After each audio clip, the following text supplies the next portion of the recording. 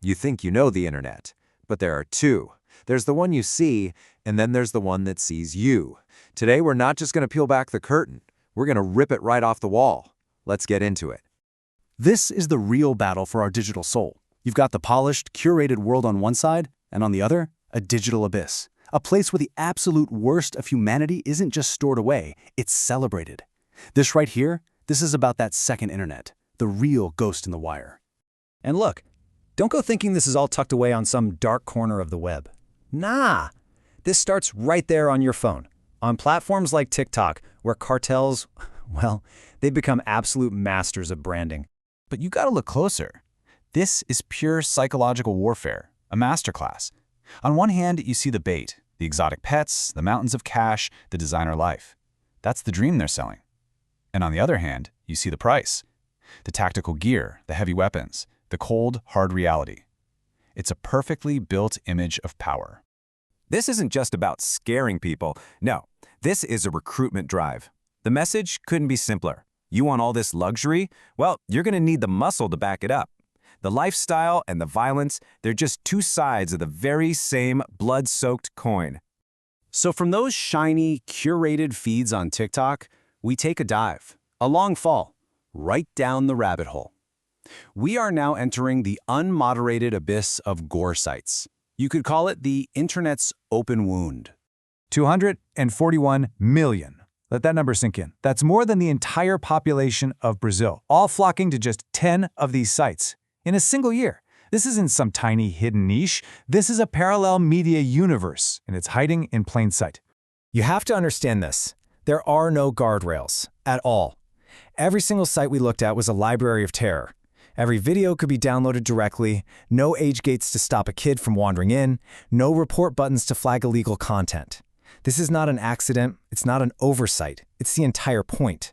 And because of that, these sites, they don't just host this stuff temporarily. They become permanent archives, a living, breathing library of atrocities, open to anyone, anytime they want. So this isn't just an archive, it's a wound that's never allowed to heal. We're talking official ISIS propaganda, neo-Nazi recruitment videos, and the raw, unedited live streams of massacres from Christchurch to Buffalo playing on a constant loop for anyone to see. So the obvious question is, why can't we just unplug these things? Well, because there is no plug. These sites are built like a ghost network. You can't take down a central server if there isn't one. The content spreads like a virus, living everywhere and nowhere, all at the same time. And here's the insidious trick this all plays on your mind. That shaky camera, the grainy, low-res image, that's not a bug, it's a feature. They call it aesthetic veracity, and it's designed to make the violence feel raw, unfiltered, more real. It actually turns a piece of footage into a weapon. But for every horrible video that finally gets taken down, somebody had to watch it first. Somebody had to stare right into that abyss. These are the internet's digital janitors. The people cleaning up the messes the rest of us never want to see. And don't let the talk about AI fool you. The machines, they can handle the easy stuff. But the worst of it, the truly horrific, the stuff that's hard to define, that gets kicked upstairs, to a person. The machines filter the noise. The people are left with the screams. And the price they pay is etched into their minds, into their bodies. We're talking PTSD, depression, chronic migraines, and something else. Something deeper, a feeling of not being in their own bodies. It's like the soul's last line of defense against an endless tide of pure horror. And here's the paradox that'll break your brain. This footage is both a weapon and a tool for justice. The very same video that traumatizes a moderator might be the key piece of evidence that puts a war criminal behind bars. There's a strange, painful kind of heroism in the act of just watching. But the digital world isn't a one-way street. There's a new war being fought, down in the ones and zeros. This is the forensic war, and the machines are finally learning to fight back. The AI can now see things we can't. It sees heat maps that reveal a forgery. It digs through metadata that screams fake. It can even detect a human pulse just from the subtle changes in pixels on a screen to see if the person in the video is even real. It's becoming a new kind of truth machine.